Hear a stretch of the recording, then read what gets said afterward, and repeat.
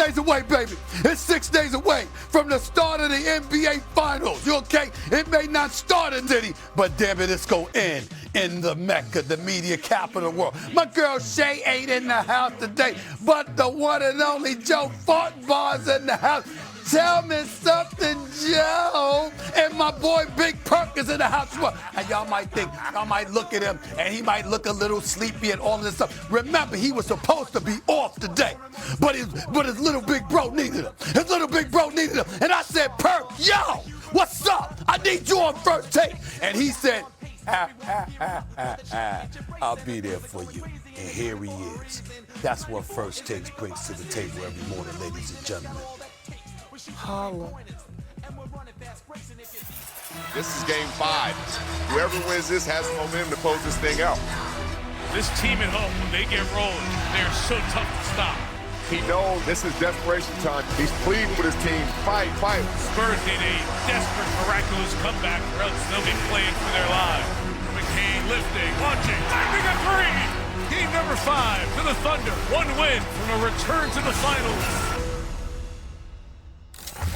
Absolutely no way on earth to improve upon that open. So I'll just say hello and good morning. Welcome to First Take. I'm Joe Fortenbaugh in for Shay. Stephen A., the ray of sunshine, as you can see, is here. Big Perkins here with us today as well as we dive in on the NBA playoffs. A monster. Game 6 in San Antonio tonight. Wemby and the Spurs on the brink of elimination, while SGA and the Thunder will try to return to the finals for a second straight year to defend their title against the waiting Knicks. But first, they'll have to close out Victor Wembanyama, who is coming off the worst shooting performance of his playoff career. As we all know, is a guy who won't go down quietly. How important is it for OKC to end this series tonight, Stephen A.? Well, it's important, but it's not fatal, because the worst case scenario is that you got a Game 7 on your home turf. And most of us have picked the Oklahoma City Thunder to win this series in 7 games. So we're anticipating that the Spurs will handle their business in Game 6 and force a Game 7. So it's one of those situations. Obviously, if they were down 3-2 instead of up 3-2, it would be a different scenario. But it's not just about the positioning that they're in terms of having a 1-game lead in the series going into Game 6. It's about how they did it. No J-Dub on the floor, no A.J. Mitchell on the floor, but still, McCain come off the bench. He's inserted in as a starter, and he gives you 20. Caruso gives you 22 along with stout defense. Hartenstein is giving you 15 rebounds and is suffocating the 7'5" alien that has invaded the NBA in a very, very good way. The bottom line is that when you consider all of those things and how the Oklahoma City Thunder looks on its home court, particularly against a San Antonio Spurs team that looks absolutely spent, at least in the case of Victor Wembanyama, you don't want a Game 7, but the worst case scenario of it being a Game 7 is something that Oklahoma City is still ill-equipped to handle. So again, it's important, but I'm not going to say it's fatal, because the worst case scenario is they go back to OKC Saturday night and they win then. I agree 1,000% with SA. It's important, but it ain't the end of the world if they don't, because we know that OKC, once they get you back at the crib, and especially for a Game 7, history over the past 2 seasons tell us that they want that smoke, and it's hard to win in that building. But I will say this. I expect the Spurs to win. SA, you picked them to you picked OKC to win in 7. I picked OKC to win in 7. This series, especially games 4 and 5, has come down to the role players at home, right? When we saw Game 4, we saw Wemby have his moment, but we saw the others play better at home, right? We saw that with OKC in Game 5. Alex Caruso, Isaiah Hartenstein had the best game of his postseason career, in my opinion.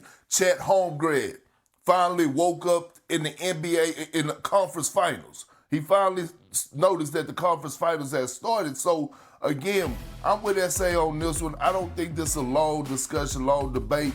You always want to try to win the game in front of you, but it's not. If OKC don't win it, it's not the end of the world. We know how loud that building is going to be rocking for Game 7, and we know those guys feed off that energy, and OKC will close them out in 7 games if they don't win Game 6. Couple of things to bring up before we move on from this subject. Number one, I'm very disheartened that both you, Joe Fortenbaugh, and Big Perk have not complimented me on how good I'm looking this morning with this politician-like suit that I've got on here. I'm looking pretty sharp. I just want to say that. I just want to say that for myself. I'm in my bag right now this morning. I'm in my bag right now this morning. That's number one. Okay, let's get that out the way first. Number two, all right? Do 5 games in this. Don't shake your head like that, Joe. Why don't you do it? But oh no, it was something else. It wasn't that. It was something else. Do 5. I know you ain't saying, you ain't looking at me like that with some of the stuff you be wearing, Joe. Even though you look pretty damn sharp this morning. That's a Stephen A. impact right there. You're looking pretty sharp and dapper this morning, Joe Ford. Big Perk. We'll talk about your dress code later. We'll talk about that later. Here's the deal. Do 5 games in the Western Conference Finals. The margin of victory, the total points has been just 9 points. That's the slimmest margin in 17 years since the Lakers Nuggets in 2009. So we understand that it's been that close. It gives you the impression that anything can happen in the Game 7, which we always believe anyway, but especially with these two teams and the way they go at one another. So it'd be interesting to see it. I think we're going to see a Game 7. I think so. I don't think it's going to be fatal for Oklahoma City, but I'd be remiss in neglecting the possibility that it could happen. They could get knocked off if they're not careful because San Antonio is incredibly dangerous. Good news for OKC. Home teams in Game 7, NBA winning about 73% of the time. Bad news, and this is what happens when you spend too much time looking in the mirror, focusing on your attire, and not focusing on the debate at hand. You mentioned it earlier. The injury to Jalen Williams, the injury to A.J. Mitchell, okay?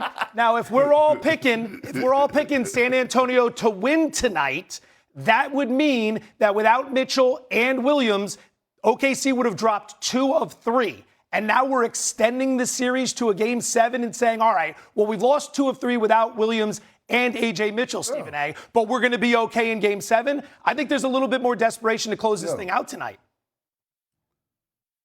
I don't feel that way. I really, really don't. I just think that, coming into Game 5, I thought that was going to be the series. And I thought that Oklahoma City was in tremendous danger, just like I thought when the series was tied 1-1 and they went into San Antonio going down 2-1. Instead of being up 2-1 would be a dangerous situation. And in both instances, the reigning 2-time league MVP answered the call. I just think that there comes a point in time where we can't say enough about Shai Gilgeous-Alexander. He's unflappable, man. He just doesn't get phased. You might double him. He might have a bad shooting night or whatever.